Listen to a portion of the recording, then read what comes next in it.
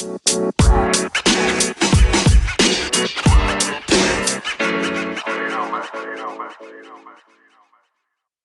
to the Navigating Disruption podcast. I'm your host, Shaquille Barmel. I'm the CEO of Ocean Blue Strategic and partner with the Summit Group. I'm a coach, consultant, and speaker, and I help leaders, entrepreneurs, and sales professionals make an impact through improved performance. In this podcast, I share insights and interviews with interesting leaders to define practical lessons that you can use to make an impact in the face of uncertainty. For one reason or another, many people never find their purpose.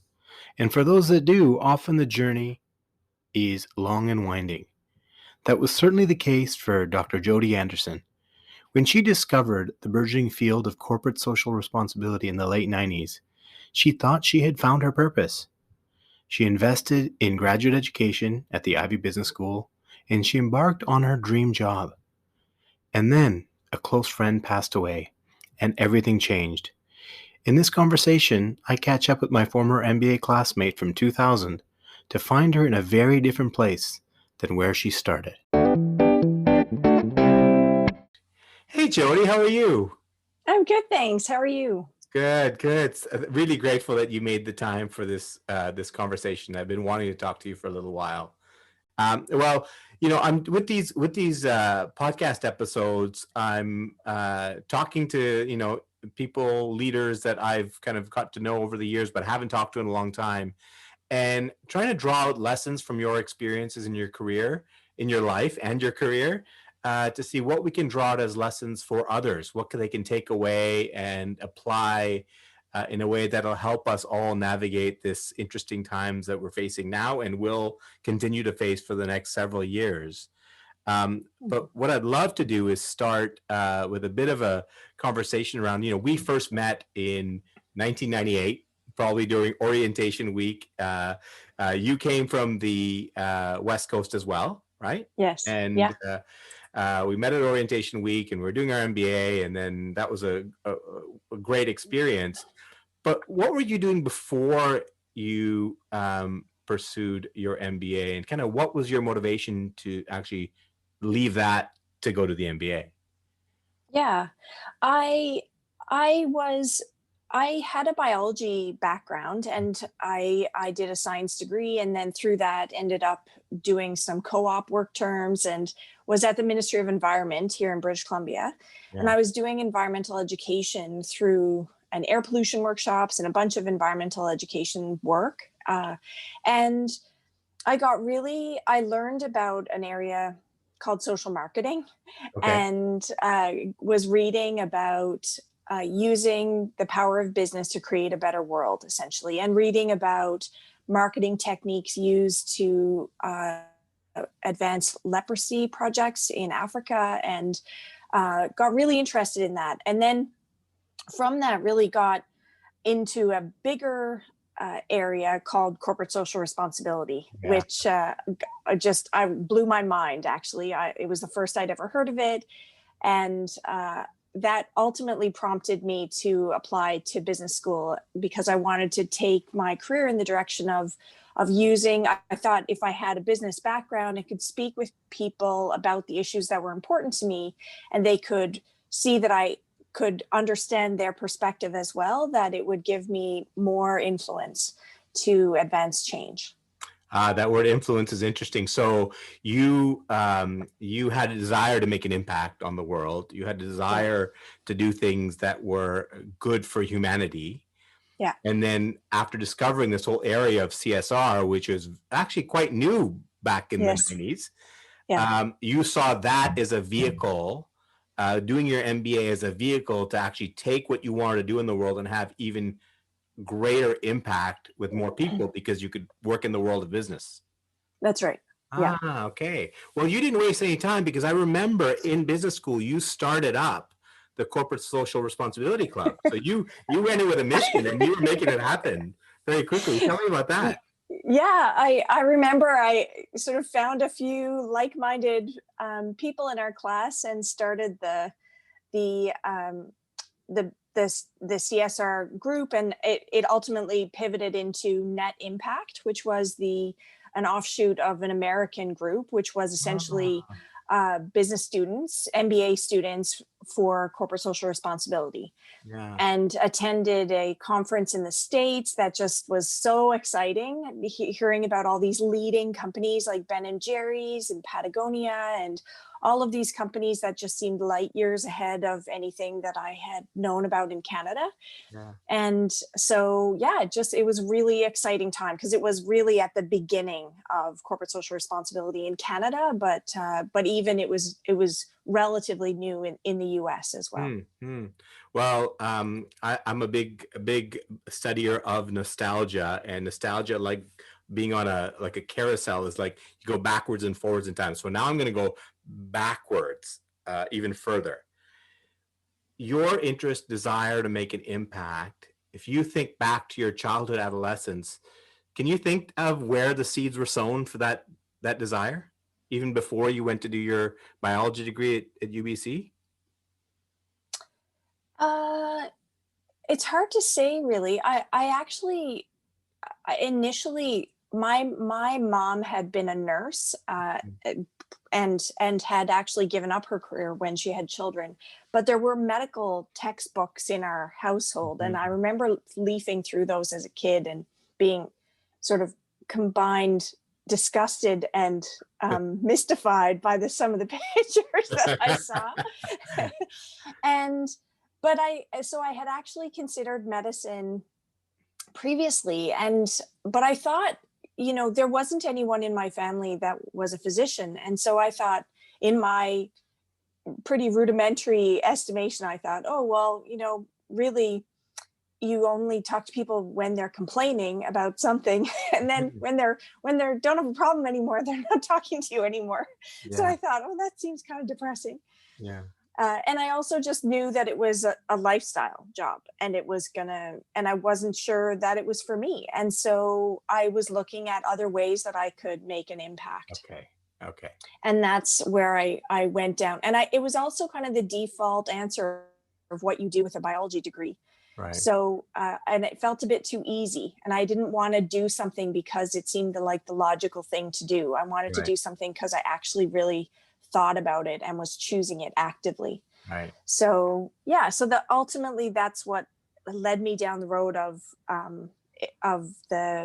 business, was just in following a passion around the idea of being able to influence people and having credibility in doing so. Very good. Interesting. So tell me about some of the big lessons you drew from that experience at Ivey, the MBA program. There was so much. I would say that 2 years was the most exhilarating learning experience of my life, really, in a very painfully stretched kind of process. I think, having come from a science background where the focus really has so much on memorization, it was such a different way of learning. Yeah. And I really struggled. Actually, I struggled in a lot of ways. I struggled with feeling like a fit or a misfit in that class, given sort of what my motivations were compared to many of my classmates, or what I perceived to be many of my classmates, but learned so much around. I would say, probably, if I had to sum up the one thing that was my biggest takeaway, was I remember one of the professors saying, it doesn't matter if you're the smartest person in the room, if you don't say anything, you have no impact. And that just really struck me, and has, I would say, is my excuse for speaking up as much as I do now.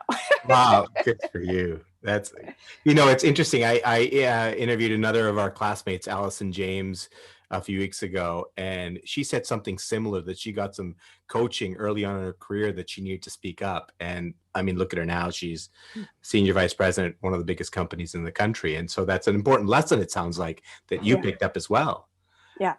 Was there a moment that you were, either it's in class or doing a case, a particular moment that you were like, what the heck am I doing here? And if you can remember that moment, if there was a moment, if you can remember it and tell us about it, that would be great. I remember being in our class that was on, I can't remember the title of it, but maybe like global affairs, or it was international. GEOB, Global Environment and Yeah, Business, probably. that's right. Yes. Yeah. And I remember, the professor kind of had a sense of where my interests were, and he set up it ended up being a bit of a debate between myself and one of my classmates on child labor. Okay. And it was very interesting and eye-opening. And yeah, I just remember that being a very memorable time in my business school career, because also there was some really good arguments about why, how it can actually bring income that can't come in other ways into a family, and can Right. provide for education for other members of the family. And I think it just goes to show that oftentimes you can think of these issues as black or white, and they're rarely black or white. They're really never black or white. Right. Right. It's interesting you say that, because I went on and worked in the nonprofit space for a while after my career in business, and working in international development, focusing on child poverty and families. And one of the things that I was struck by when I went to kind of these African villages in Mozambique, for example, was how much of the work was focused around educating parents to choose school for their kids instead of putting them in the fields to work. Now, difficult argument, right? The parents are saying, well, we need our kids to work because we need the harvest, because we need food. And the approach to development is you don't tell parents what to do. They've got to come at it themselves. So you can't shame them for putting their kids to work, because they're doing what they think is the right thing for their family, but influencing them to recognize the long-term value of actually getting their kids in school instead of. And it is a complicated argument. And there are sides on both ends of the spectrum. But in that moment, did you feel affirmed that you were choosing the right path, or did you feel like, what the heck am I doing here? I think I felt like I was on one end of the spectrum, and that debate promoted that idea that I was a bit on the outskirts of the class. Right. I think that's kind of how I felt it, just because it was set up so that it was probably like the most, capitalistic kind of person that I can't even remember who that was, to be honest, but I just remember feeling like, okay, here we go. I'm going down this road, and a little bit getting pigeonholed into the promoter of that ethical perspective, but which is not a bad place to be pigeonholed. I would say, we weren't in the same section. Other than me liking you because you were just a great human being, you stood out to me because of that positioning that you had. Like, I knew that this was something that was interesting to you. I knew this was important to you. You set up the club. So I would say it was probably a good thing to set yourself apart from everybody else. And the great thing about that experience at the business school is we kind of had a full spectrum of interest, right? You had the people that were hardcore investment bankers, day trading, in classes, trying to make as much money as possible.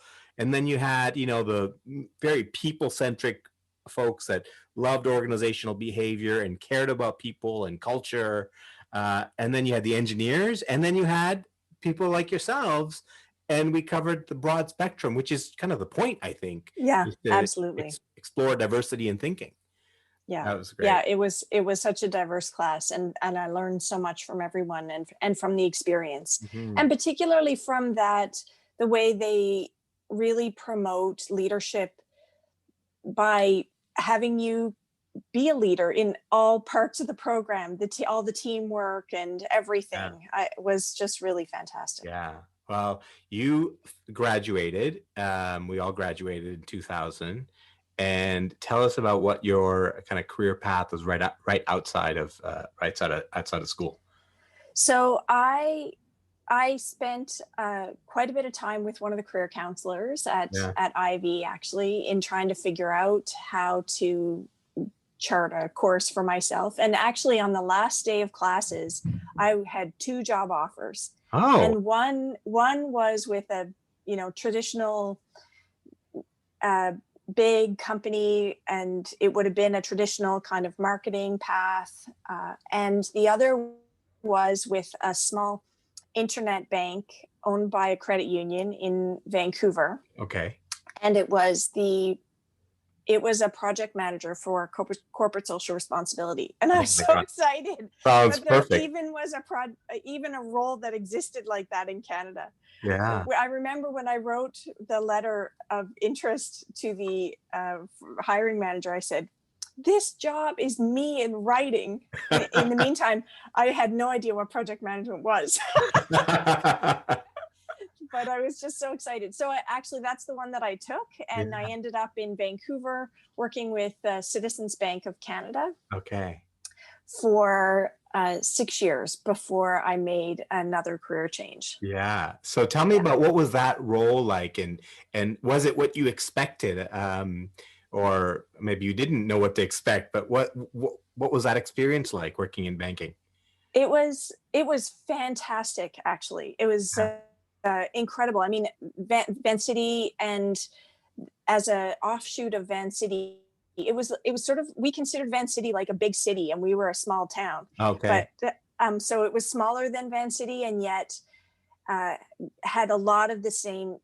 Definitely had the same values, a triple bottom line, and or quadruple bottom line, really, in terms of defining success by employee engagement and environmental impact, financial bottom line, and also kind of how you're treating the community. Right. And so uh, it was wonderful. The people were fantastic. I just felt like I found my tribe, actually. Mm, mm. A group of people that were equally committed to all the social values, as well as having a fantastic customer service experience and orientation. Mm. So it felt like a wonderful fit, and I made some lifelong friends there. And given that your journey started with this desire to enter the business world to make a greater impact, do you feel you had a chance to do that? I do. I think that what I came to realize a bit was that the biggest impact I was making perhaps was actually with the people that I was working with directly. And ultimately, it was over a couple of years towards the end of that time where I had one of the people that reported to me, as well as a dear friend, both developed cancer.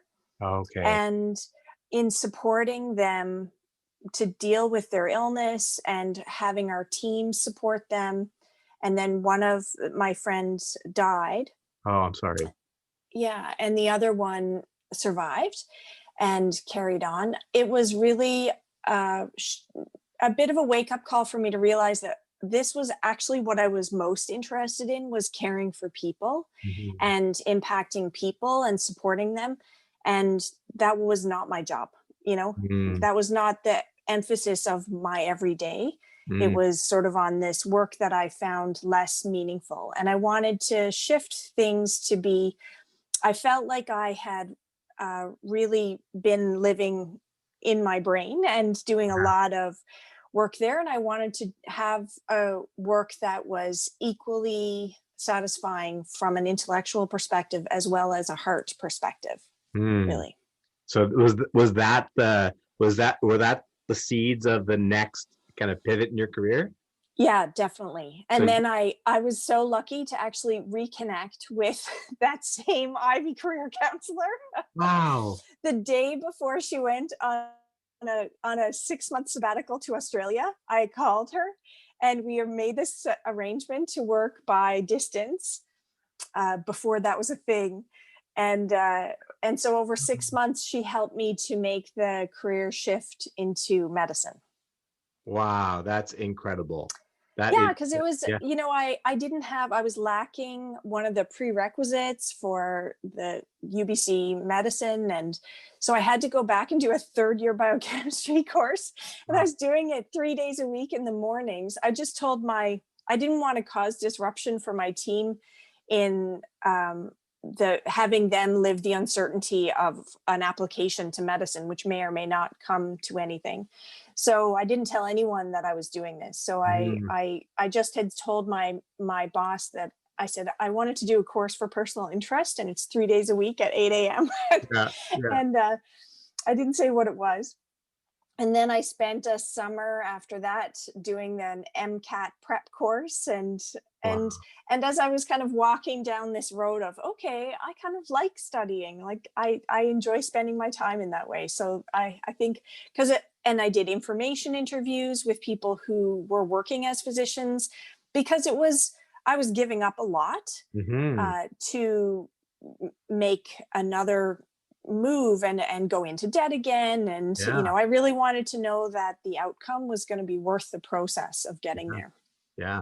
I mean, the first decision to go to grad school and do your MBA was a major pivot. You may have thought that, okay, this is it. This is the big investment. I did, yeah. And then what, 6 or 7 years later, Yeah. you come round to another place, which is time for another pivot. You make another big investment. So you went to medical school. Still can't believe it. You went to medical school. You're probably, I'm going to guess, in your 30s, Yeah, in your yeah. 30s. 34. There was about actually 50 people in my class that Yeah. were over 30. And we Oh, were, yeah. So, and we kind of knew who each other was okay. in the class. And I think I really think that having had some life experience Sure. was a huge benefit. Yeah. Um, yeah. Yeah. So you finished medical school, and from the outside looking in, it looked easy for me because all I did was I saw a change in your title, and then I Title. saw another change in your title, and I don't know what happened in between. But tell me about that experience of going back to medical school. Did it feel very familiar because you did your undergraduate in biology?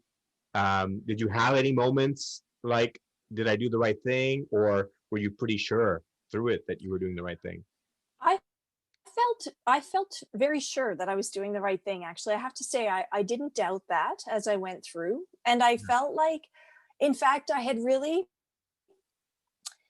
kind of armored myself to expect that it was going to be learning by humiliation. Hmm. That's what I had anticipated. Hmm. And so I was really steeling myself to undergo this difficult learning experience. And I actually didn't find it as difficult as the MBA. And it not Ah, because that was, such a, but I think it was such a stretch for me to, right. in terms of how all the parts of it, the how and the what, but it felt a bit more, yeah, I felt like it was the right fit for me. Hmm. And also because I had that life experience, when there was unreasonable demands, I was able to speak up for myself, Right. in a way that I think students that had no life experience, frankly, that were going right out of from an undergrad into medical school, would Right. probably not feel comfortable. Yeah. I remember one time in particular having being 2 a.m. I was assisting a surgeon, and he was doing what's called a laparoscopic procedure. And so you have these little holes poked into the gut, and you're sort of balancing a camera and the um, various devices. And I'm in control of the camera, and so I'm in control of what he's able to see, and everything's reversed. So down is up and up is down, and Hmm. all this stuff. And so he keeps saying to me, keep me in the center of the field of view. And at the same time, asking me a whole bunch of questions about various medical conditions. And, Wow. and I'm trying to do this, and it's 2 a.m. And finally I said, listen, I can't drive and talk on the phone and listen to the radio at the same time. So don't stop asking me questions right now if you want me to control this camera. And he did. And then he waited until after we were finished the surgery, and then he asked the questions. And then, so I think, I say that because my classmates, he was the head of surgery, and my classmates would not have said that. Right. Right. because they didn't have just some life experience to say that, you know what, that's okay. Yeah. Oh, that's brilliant. That's and I mean, in that moment, you gave him that feedback, so you actually helped the head of surgery learn something. I wonder if that stuck with him as he went forward and taught other students or not, or no. I'm not sure. It helped me though in the moment. Yeah. I mean, it's really important, right? I mean, a lot of times when you go through things that provide you stress and anxiety, and you hold it in, you're not only hurting yourself, but you're actually not sharing things that other people need to hear because they're doing Well, that, not right? yeah, because I think it would have been a failure to myself to actually try to do everything and be good at nothing, and then for what really? I mean, also then it would have been very frustrating for him Yeah, if I kept sort of not being able to coordinate my dexterity to enable yeah, him to get what he needed done. So yeah, I was trying to say, these are my boundaries. Like, yeah. please, I'm doing my best. So important, and particularly right now because leaders are feeling a lot of pressure right now, and there's all sorts of things coming at them. And I often say that leaders need to both be courageous and driven right now, and be empathetic and nurturing and calm. And there's at times that it can be a bit much trying to do both. Yeah. And being able to say, okay, I need to just pull away and stop for a second now and focus on one thing is really, really important, not only for yourself, but for the people that you're responsible for. Yeah. So you learn that lesson in the middle of medical school and with a camera. So you practiced then, you graduated, you practiced. Tell me about some of the experiences you Yeah. had practicing medicine. Yeah. So I actually finished my medical school, and then I did a family medicine residency for 2 years at Queen's, actually. Okay. And then I came back to Victoria and did a additional year of training in palliative care. Okay. And I've worked in palliative care ever since, Ah, and I love it. I yeah. just feel that it's the best of medicine. It's really what medicine is meant to And be. why? Why? Tell me more about why you feel that way. I feel that it's truly the most patient centric or sort of customer service oriented part Yeah. of medicine, because you kind of throw out the stupid rules, and you look at what is important to this person in front of me. Yeah. How do they define success, and then how can I help them with that? Mm, Because you are I'm only working with people with serious illness. Those are the only people that I see, yeah. and the work I do is really to support them and their families and loved ones to try to make what will be a most difficult experience in their life a bit Right. easier. Right. And so pretty much all of your patients are near the end of their life. Yes. Wow, that's got to be very grounding and for you as you come across those people. And I expect you're probably getting some very interesting conversations with people that are reflecting kind of at this last stage journey of their life. Is that Yeah, true? I think Yeah. you get all kinds of people. Yeah. People tend to die as they've lived, and so Ah, some people will be at the end of their life, and they may not have some deep philosophical thoughts, frankly. okay. And some people have quite chaotic lives, and that carries on Hmm. through until the end of their life. Hmm. And then other people are, you know, it's what I would say is that you see a lot of love, and it's Hmm. not always pretty, Hmm. but that's what it is, Hmm. between people, in terms of how you see people try to show up for each other or not be able to show up or whatever, as Hmm. they grapple with this big, you know huge challenge for them Wow. personally and emotionally and spiritually and everything. Wow. I can And imagine. there's lots of sort of ethical issues that arise, and I love it. I Hmm. can't imagine being in any other part of medicine. I just love it. Well, what an incredible service to humanity, both for the individuals that you're helping kind of make their way out of this world in comfort and as much comfort as you can help them with. But then you're also there for the people left behind. And although that's probably not your job, you can't help but be there to support the people left behind in some way.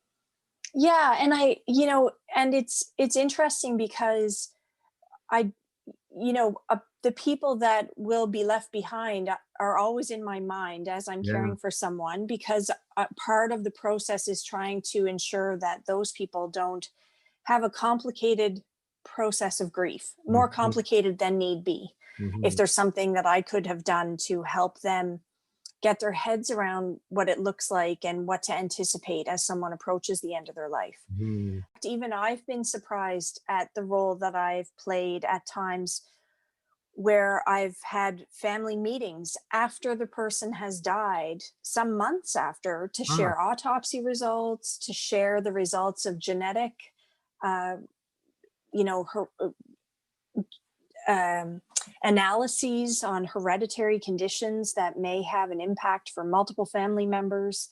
wow. And because there is no logical other person that would share that information with everyone, because it may be that many of the family members have different family physicians, they may live in Mhm. different cities. Mhm. So there's not really a logical person that would pull everyone together to share Mhm. this important information. Mhm. So even that's been a bit of a surprise to me, in terms of then I didn't really anticipate that that was part of, and it certainly wasn't part of my training in Yeah. palliative medicine. So And you just taking it all in, the lessons that you're watching as you're watching people kind of navigate this time, you're just taking it all in. Anything that really sit with you about how, you know, you want to think about the rest of your life as you've watched all of this happen? uh, well, I've taken on, in since January of this year, I've taken on the new role of medical director for palliative and end of life care for Island Health, Wow. for, so that's Okay. for Vancouver Island. And I'm really enjoying that. I really am Yeah. enjoying the combination of the administrative work as well as the individual clinical work, Yeah. and had always wanted that combination of things. Yeah. And so I think, uh, uh, a huge, something that's really important to me now as well is in trying to support my teams up and down Mm, the island, especially at such a stressful time, sure. to be, um, to let them know that their health and well-being is my absolute top priority, Hmm. because without that they're not able to help anyone, Hmm. and so they have to take care of themselves, and this is intense work. And Hmm. so, here in Victoria locally, I have a pretty big physician group. There's about 14 of us, Okay. and yet there's only about 7 full-time equivalent jobs, and it's because we all work part-time. Okay. Because really, in order to sustain yourself in doing this work, you need to have, you can't really do it 100% Right. of a week and not burn out. Right. Oh, okay. Okay. Well, it sounds So like a really modern structure then to make sure that people are going to be able to do this work. Uh, yeah, because and is it because it's emotionally draining or physically draining or both? more emotional than Yeah. anything else, because inevitably, even though uh, everyone's really professional, and there will be a handful of patients each year that really touch you and impact you in a more significant way. Yeah. And so you have to be really aware of that, of when that's happening, and be so mindful of boundaries in Hmm. terms of protecting yourself if you're finding yourself getting drawn in, and being able to support each other in these really challenging situations and ethical dilemmas sometimes that arise, and trying to navigate some, you know, trying to navigate ch- uh, care planning with multiple other specialists who Right. may be more aggressive than what the patient's wanting, and Uh, trying to help the patient to get the care that they're really wanting. And even when it means that you're supporting people to make bad decisions, mhm, because people can make bad decisions and perhaps have had their life of making bad decisions. mhm. And as long as you help them to understand all the implications of what they're choosing, and they are still clear in their thinking, then they're able to make bad decisions. And sometimes, people need to make a choice that you wouldn't want them to make, because it's a hard choice, and yet sometimes they actually have to live that out and fail in Right, order to realize where their new limitations are. right, right. And you have to watch that and support that and be part of that and really balance that line of not overstepping and allowing them to have that journey. Yeah. So, right now, all over the world, we're doing a lot of talking about people that are going through stress and anxiety because of all the uncertainty, and kind of how can leaders support that. But it strikes me as I talk to you is that you and people like you in your profession have been dealing with much worse for so much longer than this moment when so many people are impacted and going through it. Um, do you have any advice for leaders, professionals, as they're facing the next few years, that might be helpful? I think that the how you treat your people Mm, is the most important thing. mm, I know that a few years ago I was on a panel about the future of healthcare, and and there was a question about, what do you think the future of healthcare is? And I said, I realize that everyone's going to talk about various technologies. mhm, Sure, technology's coming.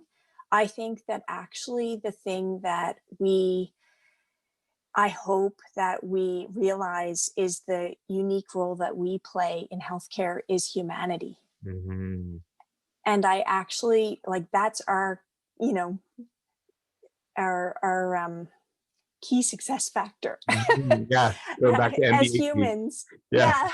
Yeah, I know. I almost forgot the acronym there for a minute, but I think that at the end of the day, really caring about your people, truly caring about them, Mhm. and supporting them is just what's going to see us through all of this. Yeah.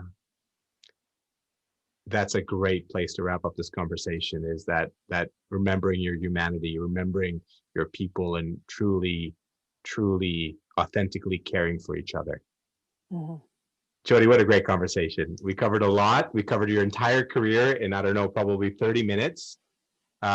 Amazing journey you've had. It looks like you've gone from making decisions with your head and your heart, back and forth, sometimes both, and you've landed in this incredible place where you found your purpose, a journey that started, back watching your mom as a nurse and looking at her textbook, has come full circle, and you are now in such an incredible opportunity to help so many people.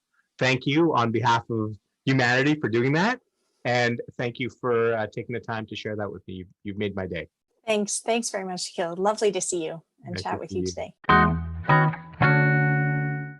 As I was editing this episode, I listened to it a few times, and every time I was inspired. Here's a few things that I took away from this conversation.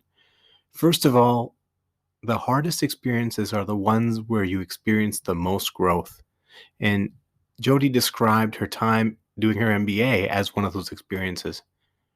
She also talked about how important it was to speak up when your boundaries are being crossed. We're all under so much pressure these days, and to know your boundaries and to speak up when they've been crossed is such an important thing to do. She gave us this quote, which I thought was very interesting. She said, "People die as they have lived." Now, I don't think this was the point she was trying to make, but this is what it made me think of. Think now how you want to be seen and what you want to have done by the time you die. And start living now in a way that will get you there. And the big master point of this whole conversation is, it's never too late for a major life pivot. And once you know your purpose, it gives you the courage to make the bold moves needed to fulfill what you are on this earth to do. Thank you for tuning in. If you liked this episode, please do rate or leave a review. It'll help others like you find this show. See you next time.